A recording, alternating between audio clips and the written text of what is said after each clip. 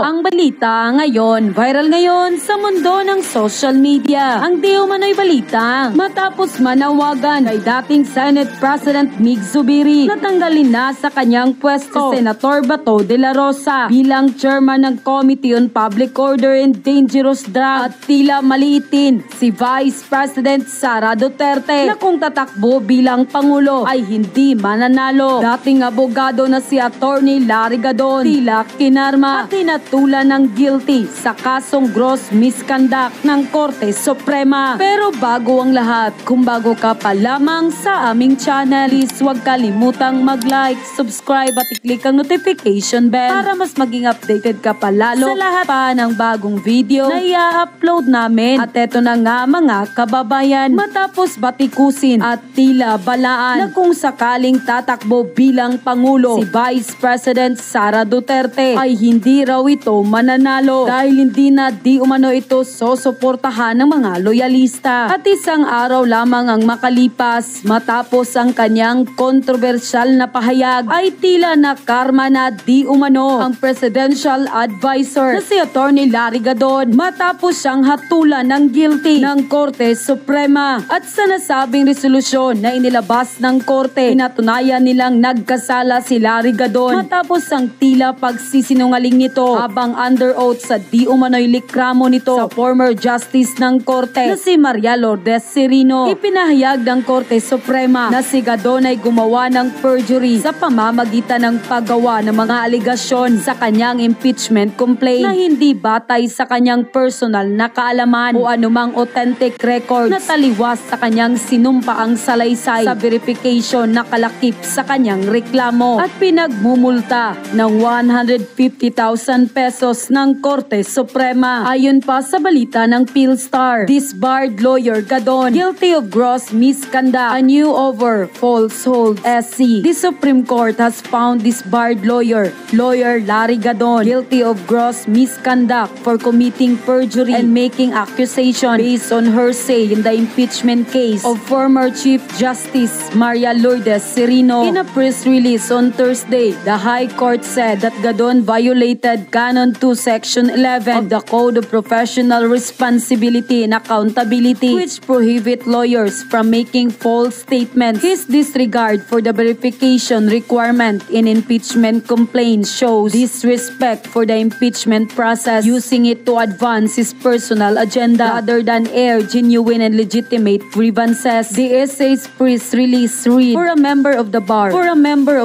gross misconduct is punishable by disbarment. However, since Gadon was previously disbarred on June 28, 2023 for repeatedly uttering coarse words and profanities on social media against journalist Raisa Robles, the SC said the penalty of disbarment would not be imposed again. The High Court also imposed a fine of 150,000 on Gadon and declared him ineligible for judicial clemency. The case stemmed from a disbarment case filed before the Integrated Bar of the Philippines against the disbarred lawyer for false.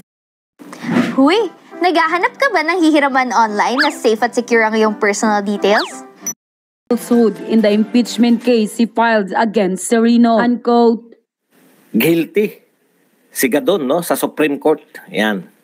At bumuelta po si Gadon sa Supreme Court. Hindi naman sa Supreme Court, bumuelta po siya sa mga nang-aasar sa kanya na siya ay guilty. Representative Pulong Duterte, balak pa imbestigahan lahat ng AJK. Hindi lang po yung nangyaring AJK o buinueltahan kayo. Lahat ng AJK for the last 25 years. Gustong pa imbestigahan ni Pulong Duterte.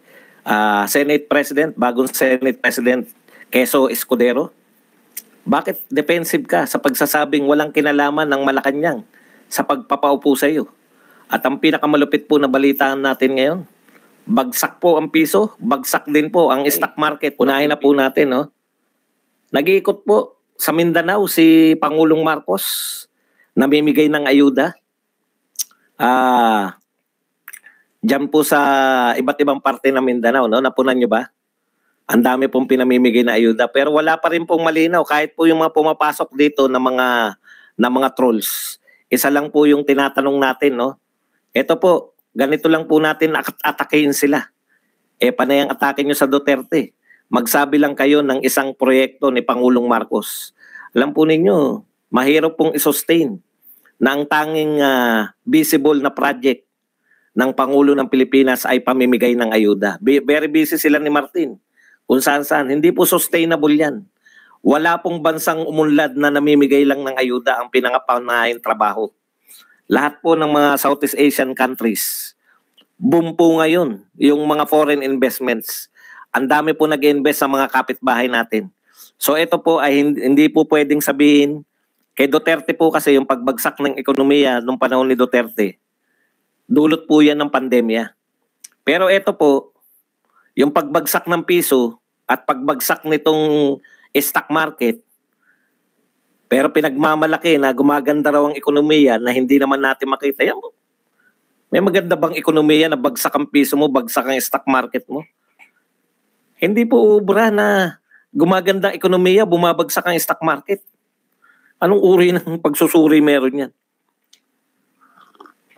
Yan po ay balita ngayon balita po yan sa Manila Bulletin.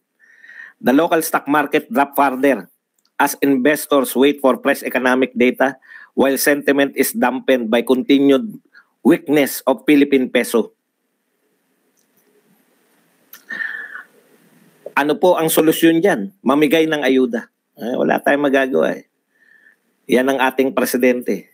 Yung mga hinangaan po si Pangulong Marcos dahil ang gagaling ng cabinet official niya, lalo na sa finance, tanggal na yata yung mga magagaling sa finance. Di ba? Yung magaling na joke, no? Wala na yata, no? Tanggal na ba yung magaling na joke, no? Maharlika Fund. Naalala ko lang po yung Maharlika Fund. Nabasa ko lang dito. Kumusta na ba yung Maharlika Fund? Pera po ng taong bayan yan, no? Pera ng mga bangko. Yung pinampuhunan dyan, nakatenga pa po ba yan o nauubos-ubos na? Kasi naalala ko nung BSP pa si Benjamin Diokno, kahit nagbabagsakan yung mga pera ng ibang bansa, nagagawa niya ng paraan. Di ba? Yung mga napagkakasya ba, yung mga dollar na pinapasok ng OFW, na nagagawa ng paraan ni Benjamin Diokno. Kaya hindi tayo gaano eh. Ano na yan pandemic pa. Speaking, no, congratulations po kay Pangulong Duterte. Ano po ang sabi na Okta Search? Gulat na gulat sila, kinukumpara nila.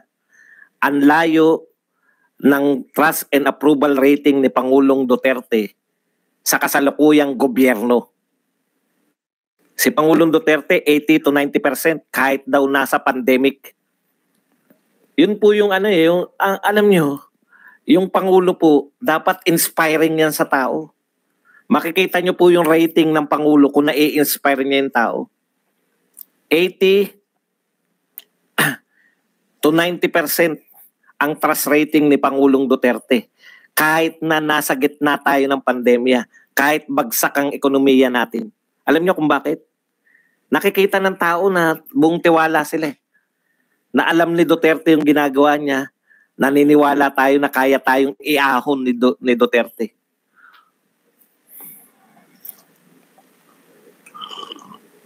Hindi po, ang point ko po sa Maharlika Fund, sayang, di ba? Wala siyang tulong eh. Bagsak din ng stock market natin, bagsak din ng piso natin. May perang binigay dyan yung Bangko Sentral eh. Baka nga yun pa. Hindi ako ekonomista eh. Pero may nilalaro sana yung Bangko Sentral na pera. Pag mababa yung piso, nagagawa nila ng paraan yan pag maraming dolyar. Kumuha po ng pondo sa Bangko Sentral, nilagay sa Maharlika, na wala po tayong balita kung ano na mga proyekto. Panay ayuda lang yung ginagawa eh. Di ba? Yung mga follower nga, wala masabi kahit na ano man lang na proyekto. Real talk po. Wala po silang mabanggit man lang kung anong ginagawa ng kasalukuyang gobyerno. Kaya, ang baba-baba po talaga ng mga Pilipino ngayon, ng tiwala sa ating pamahalaan. Anyways, punta na po tayo rito sa main topic natin. Dito muna kay Chis Escudero, no? Alam mo, yung mga pronouncement ni Chis Escudero, sinasabi niya na ako yung nagplano niyan, no? 4 days lang na plan. Biruin mo, 4 days na plano mo na mapatalsik si Mig Zubiri. Napakagaling mo naman. Walang tulong ang Malacanang. Ang bago